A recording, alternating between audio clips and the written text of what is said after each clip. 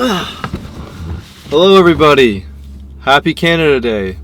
Hey, there's a Viper parking right there. Okay, so I've been driving around this Ford Fusion for a few days now, and when I first got in it I noticed it had USB ports here in the center console and also a composite video and audio input for the screen. And that gave me an idea. Something you can do really easily. So it's pretty cool. It's right up my alley, and I'm going to show you that right now. So let's get to it.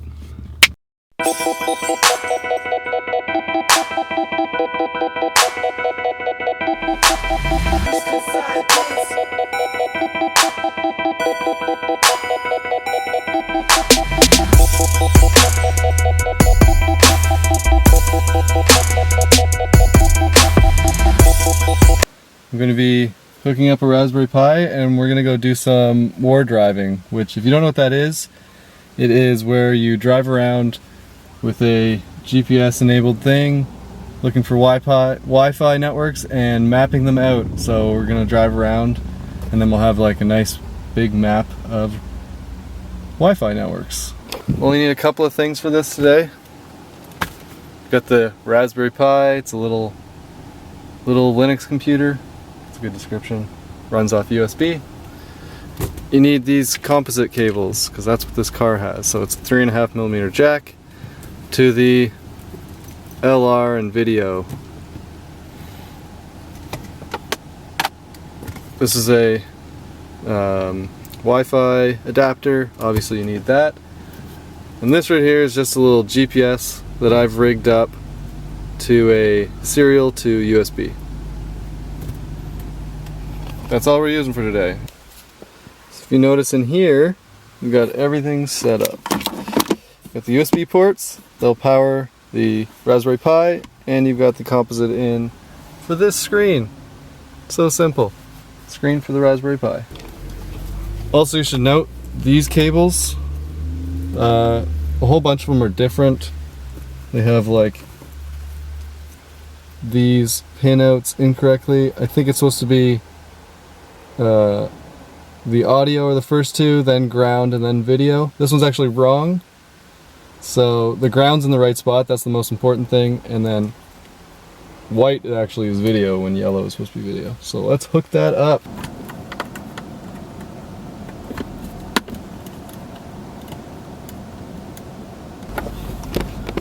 Got power.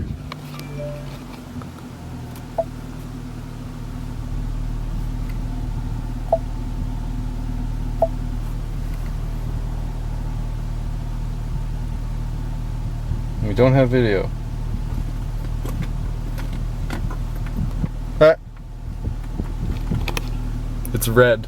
I was wrong. It's red, not white. And we have GPS.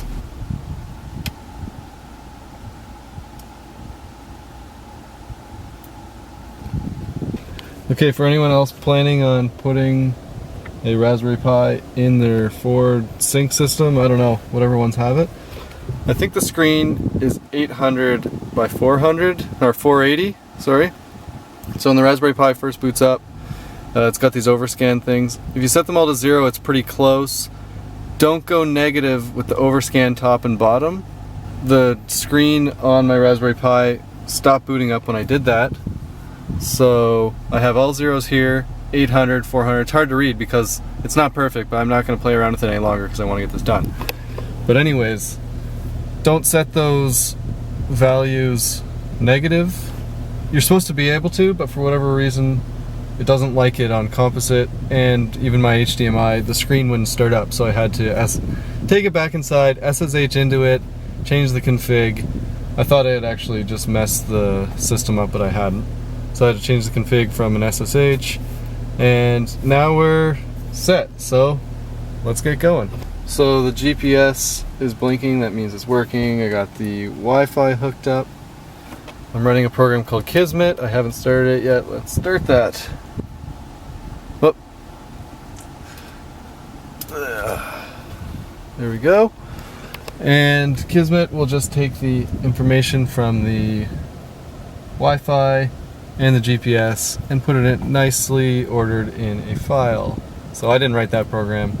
KISMET. Okay, let's do some more driving. So after all that, I was having trouble with the GPS again, couldn't change settings. Finally figured it out. Got everything working, it's recording now, but one thing I didn't test. You don't get video when you're not in park. Oh well. Okay, let me explain a little bit what's going on here. So, on this computer, the Raspberry Pi, Kismet generated an XML file which has the information like the longitude and the latitude and the name of the Wi-Fi and the type of encryption and everything like that. Then I ran a Python script, which I didn't make. It's called like XML to KML or something like that. Now KML is a file for Google Earth, and that allows you to import these destinations and these locations with names into Google Earth.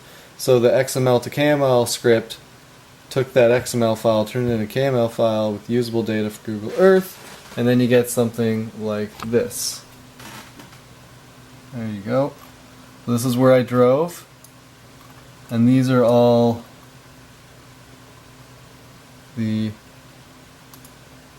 Wi-Fi hotspots I picked up, and you can sort them by the type of encryption they have and if they're open or things like that, and their name. And this was just a short distance, I didn't really have it set up properly. So you can see, it's really easy to see stuff like this. So, little lesson, you need to have WPA type encryption on your router. WEP is no good. You can crack that in like 30 seconds. Seriously. And if you have WPS enabled, again, half a second. So, there's a little lesson. WPA. Do that. So I hope you enjoyed that little war driving thing. Now we're on to the fireworks in Hamilton because it's Canada Day, which should be awesome. I really like fireworks. Let's go.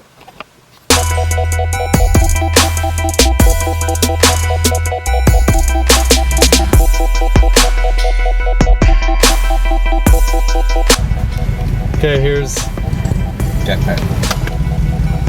Caitlin! I thought you were gonna do something crazy. Oh. You know, Carrie. We're in a car!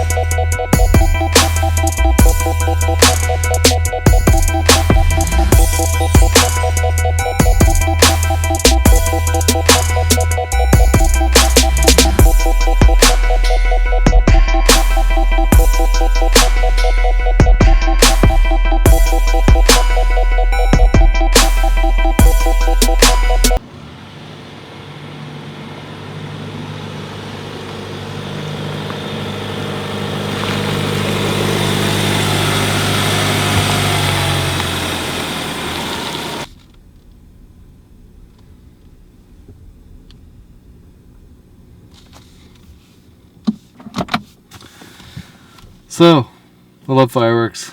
They're pretty cool. It's a pretty good show.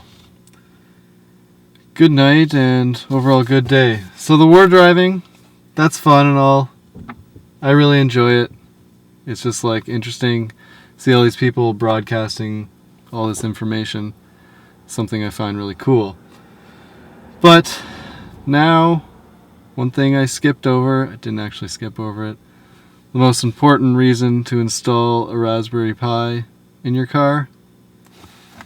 Well, we'll get to that, and I will show you now. So, be good, good night, and enjoy.